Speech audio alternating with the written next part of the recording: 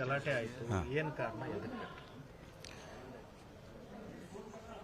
ನಿನ್ನೆ ನಡೆದಂಥ ಘಟನೆ ಇದು ನಿಪ್ಪಾಣಿ ಮತಕ್ಷೇತ್ರಕ್ಕೆ ಒಂದು ಕಪ್ಪು ಚುಕ್ಕೆ ಇದ್ದಂತೆ.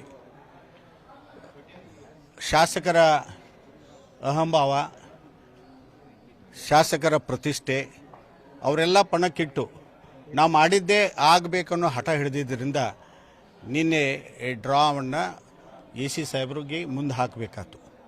ನಮ್ಮ ಬೇಡಿಕೆ ಏನಿತ್ತು, ಕಾಂಗ್ರೆಸ್ ಕಾರ್ಯಕರ್ತರ ಬೇಡಿಕೆ, ಯಾರಿಗೆ ಮನೆಗಳಿಲ್ಲ ಅವರಿಗೆ ಮನೆ ಸಿಗಬೇಕು. ಯಾರು ದುಡ್ಡು ತುಂಬಿದ್ದಾರೆ, 4 ಕಂತುಗಳನ್ನು ಯಾರು ತುಂಬಿದ್ದಾರೆ ಅವರಿಗೆ ಮನೆ ಸಿಗಬೇಕು. ಮತ್ತು ಯಾರು ದುಡ್ಡು ತುಂಬಿದ್ದಾರೆ ಅವರ ಹೆಸರುಗಳು ಈ ಡ್ರಾದಲ್ಲಿ ಇರಬೇಕು. ಈ ಎರಡೇ ಬೇಡಿಕೆ ಇದ್ದೀವಿ.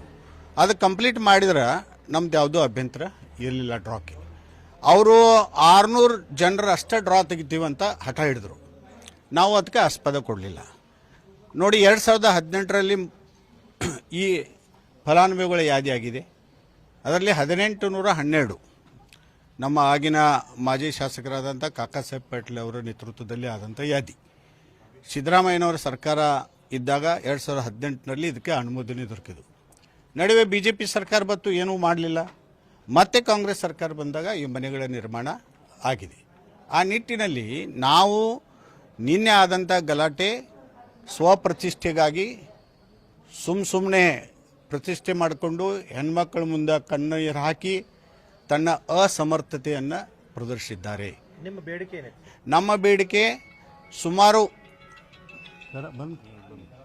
ನಮ್ಮ ಬೇಡಿಕೆ ನೋಡಿ, ಯಾರು ಹಣ ಕಟ್ಟಿದ್ದಾರೆ ಅವರಿಗೆ ನ್ಯಾಯಯುತವಾಗಿ ಡ್ರಾದಲ್ಲಿ ಸಹಭಾಗಿ ಆಗಬೇಕು. ಅದು ಕೂಡ ರೆಡಿ ಇಲ್ಲ.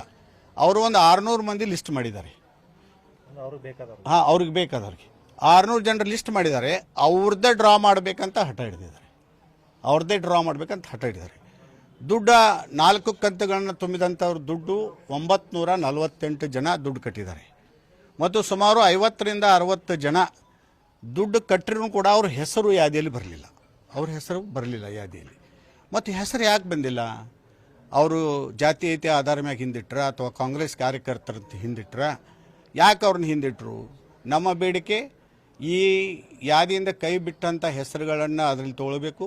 ಮತ್ತು ಯಾರು 4 ಕಂತುಗಳನ್ನು ಅವಶ್ಯಕ ಕಂತುಗಳನ್ನು ತುಂಬಿದ್ದಾರೆ, ಕೇಂದ್ರ ಸರ್ಕಾರದ 1,50,000 ಅನುದಾನ ಇದೆ, ರಾಜ್ಯ ಸರ್ಕಾರದ 1,80,000 ಅನುದಾನ ಇದೆ, ಮತ್ತು 3 ಲಕ್ಷ SC ST ಅವರಿಗೆ, ಜನರಲ್ ಅವರಿಗೆ 3.5 ಲಕ್ಷ ಲೋನ್ ಸ್ವರೂಪದಲ್ಲಿ ಕೊಡ್ತಕ್ಕಂಥ ಯೋಜನೆ, ಪ್ರಧಾನಮಂತ್ರಿ ಆವಾಸ್ ಯೋಜನೆ ಕರ್ನಾಟಕ ಸರ್ಕಾರದ ಜೊತೆಯಲ್ಲಿ.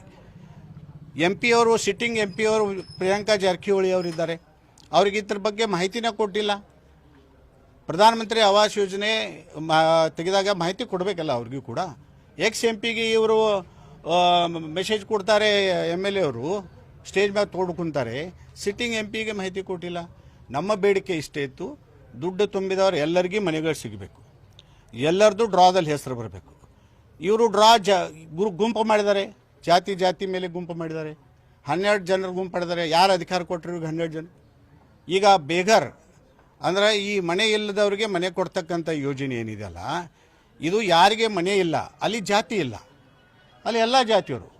ಬಸವಣ್ಣನವ್ರನ್ನ ನಾವು ಸಾಂಸ್ಕೃತಿಕ ನಾಯಕ ಅಂತ ಕರ್ನಾಟಕ ಒಪ್ಪಿಕೊಂಡಿದೆ, ಅವ್ರ ವಿಚಾರಧಾರೆಗಳನ್ನ ಒಪ್ಪಿಕೊಂಡಿದೆ. ಅಂಬೇಡ್ಕರ್ ಅವರು ನಮಗೆ ಹಕ್ಕನ್ನು ಕೊಟ್ಟಿದ್ದಾರೆ. ಆ ವಸಾಹತದಲ್ಲಿರ್ತಕ್ಕಂಥವ್ರು ಎಲ್ಲರೂ ಮನುಷ್ಯರೇ, ಅವ್ರದ್ದು ಜಾತಿ ಯಾವುದಾರು ಇದ್ದರೂ ಕೂಡ ಎಲ್ಲರೂ ಅವರು ಮನುಷ್ಯರೇ. ಅವರು ಒಂದಾಗಿ ಬಾಳಬೇಕು ಅನ್ನೋ ಆಸೆ ಬಸವಣ್ಣದು. ಆ ಆಶೆಯ ಮೇಲೆ ಇವರು ಒಂದೊಂದು ಗ್ರೂಪ್ನಲ್ಲಿ ಈಗಾಗಲೇ ಗ್ರೂಪ್ ಮಾಡಿ, ಜಾತಿಯವರು ಒಂದು ಮಾಡಿ, ಬೇರೆದವರಿಗೆ ಅವಕಾಶ ಇಲ್ಲ ಒಂದು ಮಾಡಿ, ಹೀಗೆ 12 ಗುಂಪುಗಳನ್ನ ಮಾಡಿ ಡ್ರಾ ಮಾಡ್ತಾರೆ. ಹೆಂಗೆ ಮಾಡೋಕ್ಕೆ ಸಾಧ್ಯ ಇದೆ? ಈಗ ಡ್ರಾ ಅಂದ ಮೂಡಲೇ ಏನು ಮಾಡಬೇಕು? 948 ಮಂದಿ ಏನು ಎಲ್ಲ ದುಡ್ಡು ತುಂಬಿದ್ದಾರೆ ಅವರು ಎಲ್ಲರೂ ಕೂಡ ಡ್ರಾದಲ್ಲಿ ಹೆಸರಬೇಕು. ಆಮೇಲೆ ಡ್ರಾ ಎತ್ತಲಿ. ಈಗ ಎಷ್ಟು ಒಂದು 600 ಮನೆ ತಯಾರದವ, ಡ್ರಾ 600 ಮಂದಿ ಐತಿ, 600 ಮಂದಿ ಕೊಡಿ.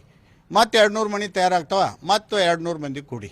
ನಮ್ದೇನು ಅಭ್ಯಂತರ ಇಲ್ಲ. ಅದಕ್ಕೆ ಅವರು ಕೇವಲ 948 ಮಂದಿಗೆ ನಾವು ಹಾಕಂತ ಹಠ ಹಿಡ್ದಕ್ಕೆ ಅವರು ಇಲ್ಲ, ನಮ್ಮ ಕಡೆ ಆಗೋದಿಲ್ಲ, ನಾನು ಆಶ್ರಯ ಸಮಿತಿ ಅಧ್ಯಕ್ಷ ಅದೀನಿ ಮತ್ತು ನಾನೇ ಇದಕ್ಕೆ ಸುಪ್ರೀಂ ಇರೋದ್ರಿಂದ 600 ಮಂದಿಗೆ ಅಷ್ಟೇ ನಾನು ಅವಕಾಶ ಕೊಡ್ತೀನಿ ಅಂತ ಹೇಳಿದ್ರು. ನೀವು 600 ಮಂದಿಗೆ ಮನೆ ಕೊಡ್ರಿ, ಅದರ ಡ್ರಾದಲ್ಲಿ ಎಲ್ಲರನ್ನೂ ಇನ್ವಾಲ್ವ್ ಮಾಡ್ರಲ್ಲ.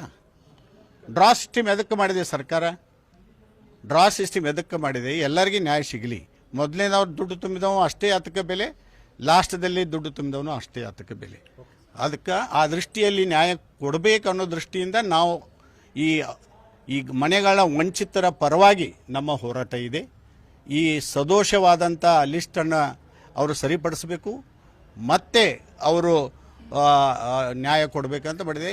ನಿನ್ನೆ ಆದಂಥ ಘಟನೆಗೆ ಪೂರ್ಣತಃ ನಿಷ್ಕ್ರಿಯವಾದಂಥ ಶಾಸಕರಾದಂಥ ಶಶಿಕಲಾ ಜೊಲ್ಲೆಯವರೇ ಕಾರಣೀಭೂತ, ನಾವು ಯಾರೂ ಅಲ್ಲ. ಓಕೆ.